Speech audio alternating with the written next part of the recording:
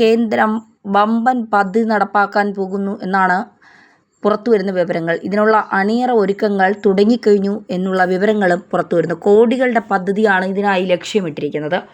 കേരളത്തിലെ നവോത്ഥാന നായകരുടെയും സാമൂഹ്യ പരിഷ്കർത്താക്കളുടെയും പേരിൽ 120 കോടിയുടെ വിവിധ സാമൂഹിക ക്ഷേമ പദ്ധതികൾക്ക് രൂപം നൽകാൻ ഒരുങ്ങിയാണ് കേന്ദ്രം.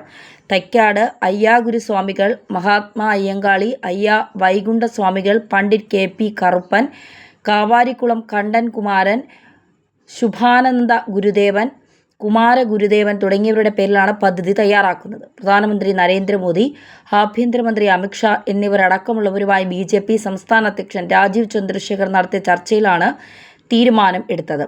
അവശ്യ പിന്നാക്ക വിഭാഗങ്ങളുടെ ഉന്നമനത്തിനായി പ്രവർത്തിച്ച മഹാത്മാക്കളുടെ ജീവിത ദർശനങ്ങൾ പ്രചരിപ്പിക്കുകയാണ് ലക്ഷ്യമാക്കുന്നത്. അവർ പ്രവർത്തിച്ച രംഗങ്ങളിൽ സാമൂഹിക, സാംസ്കാരിക, വിദ്യാഭ്യാസ പഠന കേന്ദ്രങ്ങൾ, കമ്മ്യൂണിറ്റി ഹാളുകൾ, ക്ഷേമ പ്രവർത്തന കേന്ദ്രങ്ങൾ, നൈപുണ്യ വികസന, തൊഴിൽ പരിശീലന സ്ഥാപനങ്ങൾ തുടങ്ങിയവ ആരംഭിക്കും. മഹാത്മാക്കളുടെ ജന്മസ്ഥലവും പ്രവർത്തന കേന്ദ്രങ്ങളും സമാധിയിടങ്ങളും പ്രധാന സംഭാവനകൾക്ക് സാക്ഷ്യം വഹിച്ച സ്ഥലങ്ങളും പരിരക്ഷിക്കുന്നതിന് സഹായങ്ങൾ നൽകും. ജീവചരിത്രവും ആശയദർശനങ്ങളും പ്രചരിപ്പിക്കുന്നതിനുള്ള നടപടികൾ സ്വീകരിക്കും. 27ഓളം കൈത്തൊഴിലുകൾ ചെയ്യുന്നവർക്ക് വേണ്ടി വിശ്വകർമ്മ യോജന പദ്ധതി നടപ്പാക്കിയിട്ടുണ്ട്. വിശ്വകർമ്മ വില്ലേജുകൾ ഉണ്ടാക്കി കല്ലിലും മണ്ണിലും തടിയിലും ലോകത്തിലും മുളയിലും മറ്റും കൈത്തൊഴിൽ ചെയ്യുന്നവർക്ക് വേണ്ടി പ്രൊജക്റ്റുകൾ നടപ്പാക്കും. പട്ടികജാതി പട്ടികവർഗ വിഭാഗങ്ങൾക്ക് വേണ്ടി കൂടുതൽ പദ്ധതികൾ കേന്ദ്ര സർക്കാർ തയ്യാറാക്കിയിട്ടുണ്ട് എന്നാണ് BJP സംസ്ഥാന അധ്യക്ഷൻ രാജീവ് ചന്ദ്രശേഖർ പറയുന്നത്. പിന്നാക്കം നിൽക്കുന്ന ജനസമൂഹങ്ങളുടെ പ്രശ്നങ്ങൾ കണ്ടെത്താനും പരിഹാരത്തിനുമായി കുമ്മനം രാജശേഖരൻ്റെ നേതൃത്വത്തിൽ ഒരു സബ് കമ്മിറ്റിക്ക് രൂപം നൽകിയിരുന്നു. കമ്മിറ്റിയുടെ 2 മാസത്തെ പ്രവർത്തനങ്ങളുടെ ഭാഗമായി വിവിധ സാമൂഹിക, സാമുദായിക സംഘടനാ നേതാക്കളുമായി രാജീവ് ചന്ദ്രശേഖർ ചർച്ച നടത്തി. ഈ പദ്ധതിയുടെ പ്രഖ്യാപനം കേന്ദ്ര സർക്കാർ ഉടൻ നടത്തും എന്നാണ് പുറത്തുവരുന്ന വിവരങ്ങൾ. അതായത് നിയമസഭാ തെരഞ്ഞെടുപ്പ് അടുക്കുകയാണ്, തദ്ദേശ സ്വയംഭരണ തെരഞ്ഞെടുപ്പ് അടുക്കുകയാണ്. ഇതിനൊക്കെ മുന്നോടിയായി പല സർക്കാരുകളും പല പ്രവർത്തനങ്ങളും പല പദ്ധതികളുമൊക്കെ തയ്യാറാക്കുന്നതിൻ്റെ, ഉദ്ഘാടനം നടത്തുന്നതിൻ്റെയൊക്കെ തയ്യാറെടുപ്പിലാണ്. നമുക്കറിയാം, നിയമസഭാ തെരഞ്ഞെടുപ്പിൽ CPMനൊരു 3ാം ഊഴം അവർ പ്രതീക്ഷിക്കുന്നുണ്ട്. 3ാമതും CPM തന്നെ അധികാരത്തിൽ വരും എന്ന് അവർ ഒരുപാട് ഭരണവിരുദ്ധ വികാരങ്ങൾ നിലനിൽക്കുമ്പോഴും കോൺഗ്രസ് അധികാരത്തിൽ വരുന്നതിനേക്കാൾ ഒരുപക്ഷെ കൂടുതൽ ആളുകൾ ഇഷ്ടപ്പെടുന്നത് തമ്മിൽ തല്ലുള്ള അല്ലെങ്കിൽ ഗ്രൂപ്പിസമുള്ള കോൺഗ്രസ് അധികാരത്തിൽ വരുന്നതിലും നല്ലത് CPM തന്നെയാണ്. അവിടെ ഗ്രൂപ്പിസം ഇല്ല, തമ്മിൽ തല്ലില്ല. ഇപ്പോൾ പിണറായിയാണ് മുഖ്യമന്ത്രിയെങ്കിൽ പിണറായിക്കപ്പുറം മറ്റ് തിരുവായ്ക്കെതിർവായില്ലാതെ പാർട്ടിക്കാർ കടന്നു പോകും. അതാണ് CPMൻ്റെ ഒരു പ്രത്യയശാസ്ത്രം എന്ന് പറയുന്നത്. അകത്ത് എന്തൊക്കെ കോലാഹലങ്ങൾ നടന്നാലും അത് പുറത്തറിയാതിരിക്കുക എന്നുള്ളതാണ് അവരുടെ ഒരു മെയിൻ അജണ്ട എന്ന് പറയുന്നത്. കോൺഗ്രസിനെ സംബന്ധിച്ചിടത്തോളം അങ്ങനെയല്ല. അകത്ത് എന്താണ് നടക്കുന്നത് അതിൻ്റെ ഇരട്ടിയായി പുറത്തറിയും എന്നുള്ളതാണ്. ഇപ്പോൾ മുഖ്യമന്ത്രി കസേരയ്ക്ക് വേണ്ടിയിട്ട് KC വേണുഗോപാൽ കേരളത്തിൽ സജീവ പ്രവർത്തകനായി വരുന്നു. VD സതീശൻ മുഖ്യമന്ത്രി കസേരയ്ക്കായി നടക്കുന്നു. രമേശ് ചെന്നിത്തല, സുധീരൻ, അങ്ങനെ പല സുധാകരൻ അടക്കമുള്ള പലരും ഇത്തരത്തിലുള്ള ചില നീക്കങ്ങൾ നടത്തുന്നു. ഇതിനിടയിലാണ് BJP അവർ മുഖ്യ പ്രതിപക്ഷമാകണമെന്നോ അല്ലെങ്കിൽ പിന്നെ സംസ്ഥാനത്ത് ഭരണം പിടിക്കണമെന്നോ അവർ ആഗ്രഹിക്കുന്നില്ല.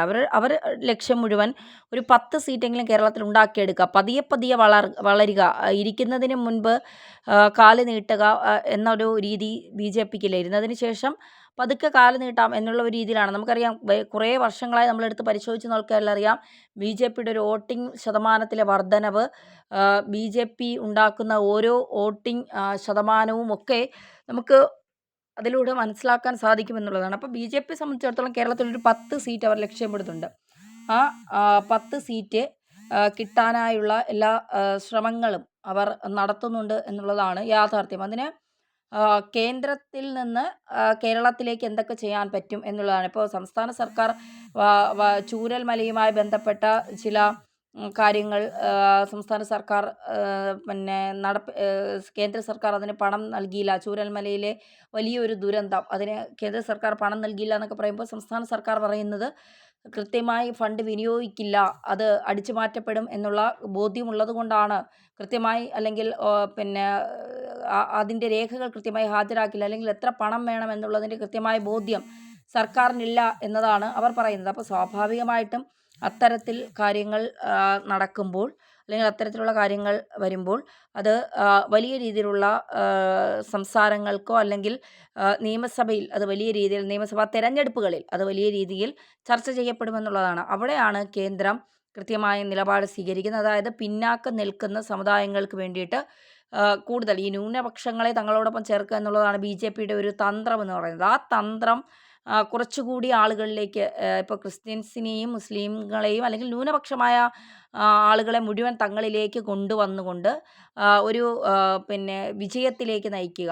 10 നിയോജക മണ്ഡലങ്ങളിലാണെങ്കിൽ 10 നിയോജക മണ്ഡലങ്ങളിൽ കൃത്യമായി വിജയം ഉറപ്പിക്കുക. 10 നിയോജക മണ്ഡലങ്ങളിൽ ശ്രദ്ധ കേന്ദ്രീകരിച്ച് പ്രത്യേകിച്ച് തിരുവനന്തപുരം, പാലക്കാട്, ആറ്റിങ്ങൽ, ആലപ്പുഴ, തൃശ്ശൂർ തുടങ്ങിയ മണ്ഡലങ്ങളൊക്കെ BJP വല്ലാത്ത പ്രതീക്ഷ വയ്ക്കുന്ന മണ്ഡലങ്ങളാണ്. സ്വാഭാവികമായും അത്തരം മണ്ഡലങ്ങളിൽ കൂടുതൽ ശ്രദ്ധ കേന്ദ്രീകരിച്ചുകൊണ്ട് അവിടെ ജനങ്ങൾക്ക് എന്ത് ചെയ്യാൻ കഴിയും എന്നുള്ള കാര്യങ്ങൾ കൂടുതൽ ആലോചിച്ചുകൊണ്ടാണ് BJP മുന്നോട്ട് പോകുന്നത്.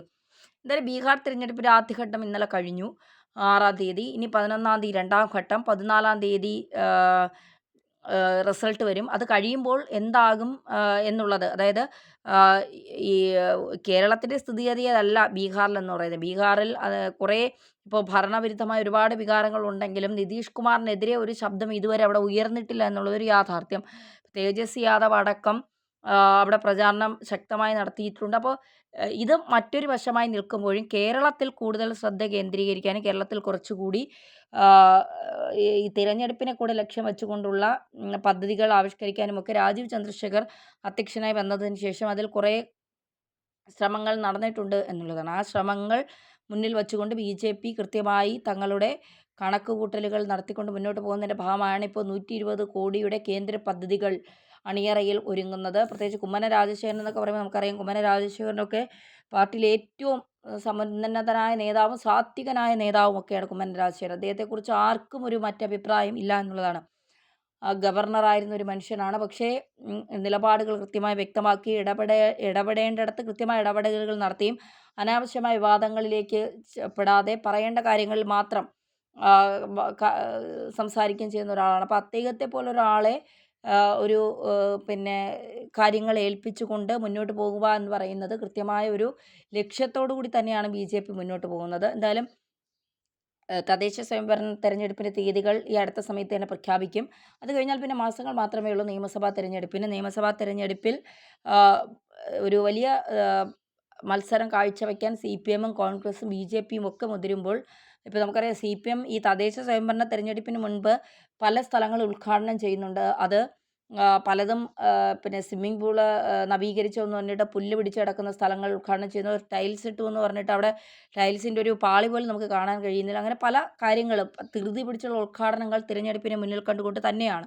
അപ്പോൾ അത്തരത്തിൽ തിരഞ്ഞെടുപ്പിനെ മുന്നിൽ കണ്ടുകൊണ്ടുള്ള രാഷ്ട്രീയ പാർട്ടികളുടെ പ്രഖ്യാപനങ്ങൾ ജനങ്ങൾ എത്രത്തോളം വിശ്വാസത്തിൽ എടുക്കുമെന്നറിയില്ല. പക്ഷെ എങ്കിൽ പോലും കേരളത്തിലെ ഒരു എന്താ പറയുക, ഈ തിരഞ്ഞെടുപ്പുകളെ നോക്കിക്കണ്ടുകൊണ്ട് പല പാർട്ടികളും ഇത്തരത്തിൽ ചില പ്രഖ്യാപനങ്ങളൊക്കെ നടത്തുമ്പോൾ അത് എത്രത്തോളം വിശ്വസനീയമാണെന്ന് കൂടി നമ്മൾ ചിന്തിക്കേണ്ടിയിരിക്കുന്നു.